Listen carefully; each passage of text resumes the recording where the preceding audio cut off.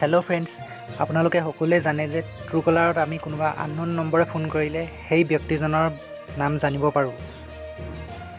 এতিয়া ট্ৰুকলাৰে আৰু এটা নতুন ফিচাৰ সংযোগ কৰিছে, যাৰ জৰিয়তে আমি অকল ব্যক্তিজনৰ নামেই নহয়, ব্যক্তিজনে কি কাৰণে কল কৰিছে সেই বিষয়েও জানিব পাৰিম। কেনেকৈ জানিব পাৰিব কল কৰাৰ কাৰণ, সেই বিষয়ে জানিবৰ বাবে এই ভিডিঅ'টো শেষলৈকে চাই থাকিব আৰু যদি ভিডিঅ'টো ভাল লাগে লাইক কৰিব, চেনেলটো ছাবস্ক্ৰাইব কৰি দিব। আহক ভিডিঅ'টো আৰম্ভ কৰোঁ। আপোনালোকে প্ৰথমতে ট্ৰুকলাৰ এপটো অ'পেন কৰি ল'ব।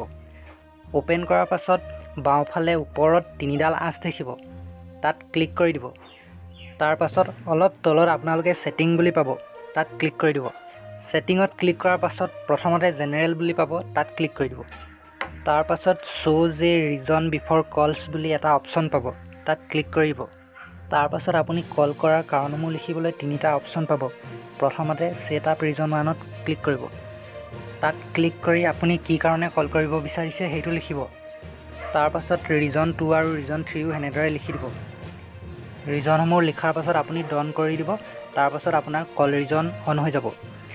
ইয়াৰ পাছৰে পৰা আপুনি কাৰোবালৈ ফোন কৰিলে সেই ব্যক্তিজনৰ মোবাইলত আপুনি যিকেইটা কল ৰিজন লিখিছিলে সেইসমূহ তেওঁৰ তাত ওলাই যাব আৰু তেওঁ গম পাই যাব যে আপুনি কি কাৰণে কল কৰিব বিচাৰিছে। আৰু আপুনি যদি পুনৰ কল ৰিজনটো অফ কৰিব বিচাৰে তেন্তে পুনৰ ট্ৰুকলাৰটো অ'পেন কৰি ল'ব। 3 ডটত ক্লিক কৰিব, ছেটিঙত যাব, জেনেৰেলত যাব। তাৰ পাছত কল ৰিজন অপশ্যনটো অফ কৰি দিলেই হৈ যাব। যদি ভিডিঅ'টো ভাল লাগিলে লাইক কৰি দিব, শ্বেয়াৰ কৰি দিব আৰু এনেধৰণৰ নতুন নতুন খবৰবোৰ পাই থাকিবৰ বাবে আমাৰ চেনেলটো ছাবস্ক্ৰাইব কৰি দিব। Thank U.